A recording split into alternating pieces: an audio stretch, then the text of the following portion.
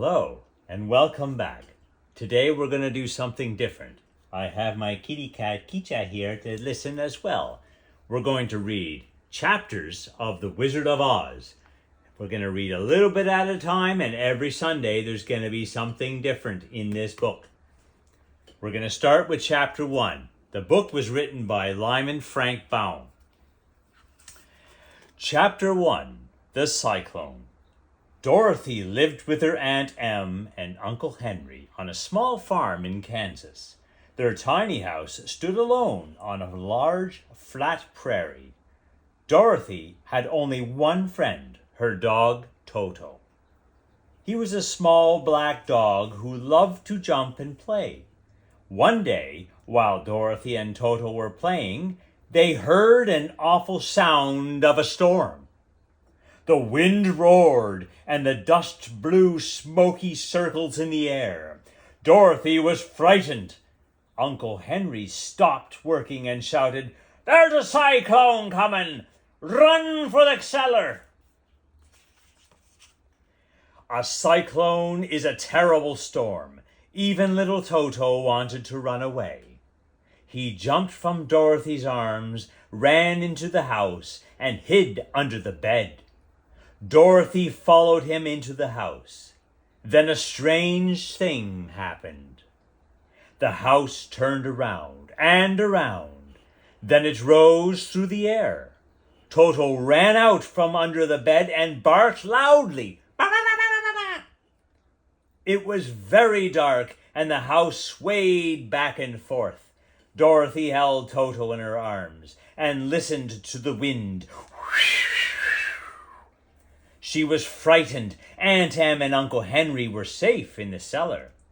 She was all alone. Hours passed. The house tossed and turned in the storm. Finally, Dorothy closed her eyes and fell asleep. Chapter 2. The Munchkins. After a long time, Dorothy woke up. Everything was very quiet. Bright sunshine came through the windows. Toto pressed his cold nose against Dorothy's face. "Where am I?" asked Dorothy. "What happened to Uncle Henry and Auntie Em?" She ran to the door and looked out at the magical land. All around her were beautiful green trees and colorful flowers. Tiny purple birds sang as they flew from tree to tree. Dorothy had never seen a lovelier place. Suddenly, she heard a small voice say, "Welcome to the land of Munchkins." Dorothy turned around, and there were 3 men and 1 woman standing in a circle. They were all the same size as Dorothy, but they looked like grown-ups. They wore hats that rose to a small point about a foot above their heads. Tiny bells tinkled when they moved. The men wore strange blue suits and had long white beards. The women wore a long gown covered with stars. She made a bow, and in a sweet voice she said, "How can we thank you for killing the Wicked Witch of the East? You have set us free." Dorothy was shocked. "There must be some mistake," she said. "I have not killed anyone." The tiny woman pointed to the house. "Look, your house landed on the witch. Those are her feet sticking out from under the block of wood." "Oh dear," cried Dorothy, "I'm so sorry." "There is nothing you can do," said the woman. "She was a very wicked witch, and she made the Munchkins slaves for many years. Now, thanks to you, we are free." "Are you a Munchkin?" asked Dorothy. "No," answered the woman. "I am the Good Witch of the North." Dorothy had never heard of a good witch, but the kind witch explained that Dorothy was now in the land of Oz. In the land of Oz, there were 4 witches.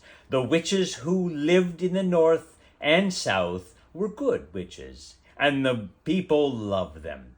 But the witches who lived in the east and the west were wicked. "Now you have killed the wicked witch of the east," explained the gentlewoman. "There is only one wicked witch still alive." Now Dorothy understood. She was happy to have helped the Munchkins, but she wanted to return to Kansas and see her Uncle Henry and Aunt Em.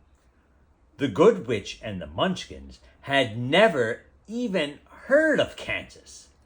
Dorothy was a long, long way from home. She began to cry. She felt very lonely in this strange land. When the good witch saw that Dorothy was crying, she took off her cap and balanced that point at the end of her nose. "What's this?" She counted to 3. The cap changed into a slate. On the slate there were words, "Let Dorothy go to the Emerald City." Dorothy dried her eyes. "You must go to the Emerald City. Maybe the Wizard of Oz can help you," said the good witch. "Who is the Wizard of Oz?" said Dorothy. "He is a great wizard," answered the good witch. "He is more powerful than all of us put together. He lives in the Emerald City. Only he can help you return to Kansas." "How can I get to the Emerald City?" asked Dorothy. "You must walk," answered the good witch. "You will see a yellow brick road. Follow that road and you will find the Wizard of Oz." Then the good witch kissed Dorothy on the forehead. It was a magical kiss, and it left a round, shining mark. It would protect Dorothy on her long trip. The Munchkins gave Dorothy the silver slippers that the Wicked Witch of the East had worn. They had a special magic, but no one knew what it was. Dorothy put on the silver slippers, waved goodbye to her new friends, and she and Toto began their journey to the Emerald City. We shall continue this next Sunday.